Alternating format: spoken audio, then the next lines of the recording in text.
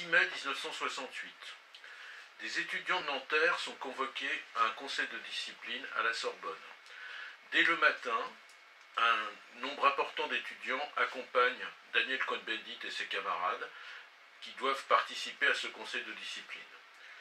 Ils sortent en fin de matinée et pendant toute la journée, des manifestations vont se dérouler dans tout Paris. Ces manifestations regroupent des milliers d'étudiants ainsi que des professeurs qui protestent contre la violence policière survenue le vendredi 3, la fermeture de la Sorbonne et la répression, puisque des manifestants ont été arrêtés le 3, et donc le mot d'ordre est « libérer nos camarades ». Le soir, la situation se tend suite à une charge de police. Pendant plusieurs heures, les manifestants armés de pavés vont ériger des barricades et des affrontements extrêmement violents vont se dérouler, en particulier sur le boulevard Saint-Germain, Saint-Germain-des-Prés. Des images extrêmement choquantes commencent à circuler dans la presse et à la télévision. Dans la presse aujourd'hui, suite des réactions aux événements du 3 mai, le journal L'Humanité, dans un article, je cite, « On voit bien aujourd'hui à quoi aboutissent les agissements aventuristes des groupes gauchistes, anarchistes, trotskistes et autres qui objectivement font le jeu du gouvernement et de sa politique contre les étudiants. Le discrédit qu'ils jettent sur le mouvement estudiantien favorise en outre les violentes campagnes de la presse réactionnaire et de l'ORTF qui, assimilant à leur comportement celui de la masse des étudiants, visent à isoler les étudiants des travailleurs et de la population. » Signé Georges Bouvard. De son côté, François Mitterrand fait la déclaration suivante suite au débordement policier. François Mitterrand, président de la FGDS, Fédération de la gauche démocrate et socialiste, a dit à Vichy « Il y a des attitudes de desperados qu'il nous faut comprendre.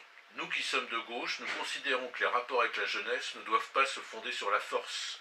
Si la méthode employée par les étudiants n'est pas la meilleure, cela ne veut pas dire que celle de monsieur le ministre de l'Intérieur soit bonne.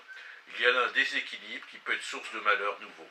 Une société qui en arrive là est une société qui se dégrade elle-même. » Dans le monde, à Téhéran, conférence des droits de l'homme qui dénonce l'apartheid à l'unanimité.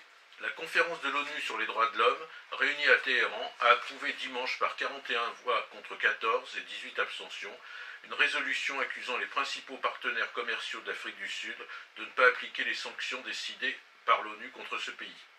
Une autre résolution dénonçant l'apartheid comme une insulte permanente à l'humanité a été adoptée à l'unanimité. France. Le 6 mai, M. Bernard Lambert, secrétaire général de la Fédération des syndicats exploitants agricoles de l'Ouest, a pris la parole devant le congrès des syndicats d'exploitants du Lot. L'ancien député de la Loire a appelé toutes les forces syndicales et économiques de l'Europe pauvre, celles de l'Ouest français comme la Bavière ou l'Italie du Sud, à s'unir pour s'opposer à leur colonisation par les régions les plus favorisées. Au programme ce soir à la télévision, vous pourrez retrouver à 20h35 le documentaire Odette et la prison réalisé par Gérard Chouchon.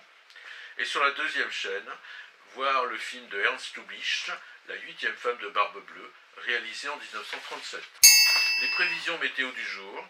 Le flux d'air froid qui souffle de la mer de Norvège pénétrera sur la France. Il en résultera une baisse des températures sur nos régions du nord-ouest et de l'est.